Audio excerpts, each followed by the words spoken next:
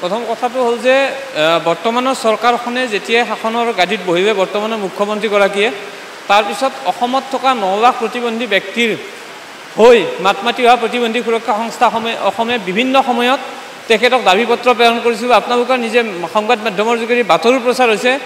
আমি বিভিন্ন সময়ত কাৰ্যসূচী গ্ৰহণ কৰিবলৈ বাধ্য হ'লোঁ, কিন্তু এই কাৰ্যসূচীৰ অন্ততো মুখ্যমন্ত্ৰীগৰাকীয়ে আজিলৈকে আমাৰ লগত এক আলোচনাত মিলিত হ'বলৈকে কোনো ধৰণৰ সদিচ্ছা প্ৰকাশ নকৰিলে। তাৰ পৰিৱৰ্তে কোনো ধৰণৰ আলোচনা বিবেচনা নকৰাকৈ আমি RPWD এক্টৰ ছেকশ্যন 24 মতে পাই থকা আমাৰ যিটো ডিজেবিলিটি পেঞ্চন আছিল এইটো কাটি দিলে, কাটি অৰুণোদয় একাকাৰ কৰিলে। তাকো আজি বহুত মানুহে পোৱা নাই।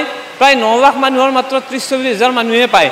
পূৰ্বৰ বিজেপি চৰকাৰখন থাকোঁতে 1,60,612 গৰাকী মানুহৰ মাত্ৰ আজি আপোনাৰ 30,000 মান মানুহে এই অৰুণোদয় আঁচনি পাই আছে। আমি কৈ আছিলোঁ যে অৰুণোদয় আঁচনি নহয়, আমাৰ যিটো আইনগতভাৱে আমাৰ যিটো পেঞ্চন আছে আমাক সেই পেঞ্চনটো প্ৰদান কৰক।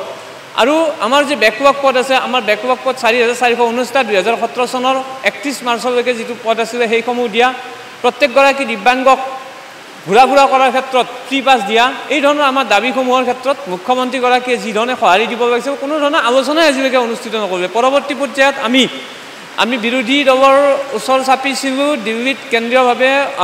বিৰোধী দলৰ আমাৰ সৌভাগ্যৰ কথা যে আমাৰ বিৰোধী উপসভাপতিজন সংসদৰ উপসভাপতি গৌৰৱ গগৈ ডাঙৰীয়াই আমাক এটা মানে সময় দিছিলে আৰু আমাৰ এটা সজাতি দল গৈ আমি তেখেতক সাক্ষাৎ কৰিছিলোঁ। তেখেতৰ লগতে কেইবাজনো মন্ত্ৰী বিধায়কক সাক্ষাৎ কৰিছিলোঁ আৰু পৰৱৰ্তী পৰ্যায়ত তেখেতে আমাৰ প্ৰতি সদয় হৈ আমাৰ কথাখিনি শুনিছিলে আৰু শুনাৰ পিছত তেখেতে আমাৰ কেন্দ্ৰীয় মন্ত্ৰী ডক্টৰ বীৰেন্দ্ৰ কুমাৰলৈকে গৌৰৱ গগৈ ডাঙৰীয়া আমাৰ মেমৰেণ্ডামখনৰ ওপৰত ভিত্তি কৰি আমি আমাৰ যি পেঞ্চন বেকলগ পুস্তকে আদি কৰি শিক্ষা দীক্ষাৰ ক্ষেত্ৰত যি আমাৰ অসুবিধা আছে এইসমূহ দূৰ কৰাৰ বাবে এখন তেখেতে পত্ৰ যোৱাকালি প্ৰেৰণ কৰিলে আৰু এই পত্ৰৰ প্ৰতিলিপি মই আপোনালোকক দি দিম।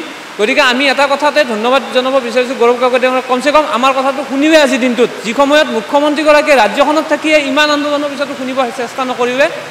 সেই সময়ত কিন্তু বিৰোধী দলপতিয়ে এই বিষয়সমূহৰ ক্ষেত্ৰত ডক্টৰ বীৰেন্দ্ৰ কুমাৰলৈকে আপোনাৰ এই পত্ৰখন প্ৰেৰণ কৰিছে। গতিকে অনাগত দিনত আমি আশা কৰিছোঁ যে বিৰোধী দলৰ উপসভাপতিগৰাকীয়ে অন্ততঃ আমাৰ এই বিষয়সমূহ সংসদতো উত্থাপন কৰিব আৰু আমাৰ যি প্ৰাপ্য আছে প্ৰাপ্য আজৰি অনাত নিশ্চয় সহায় কৰিব। বিশেষকৈ আমাৰ যিটো ডিজেবিলিটি পেঞ্চন, বেকলগ পোষ্ট, চৰকাৰী গৃহ বা আমাৰ ঘূৰা ফুৰা ক্ষেত্ৰত বা আমাৰ জিৰণি গৃহ এই ধৰণৰ সুবিধাৰ ক্ষেত্ৰত আমাক অকল অসমতে নহয় ভাৰতবৰ্ষৰ প্ৰত্যেকগৰাকী প্ৰতিবন্ধী ব্যক্তিকে এই সুবিধাসমূহৰ ক্ষেত্ৰত দিয়াৰ বাবে তেখেতসকলে আগভাগ ল'ব বুলি আমি আশা কৰিছোঁ।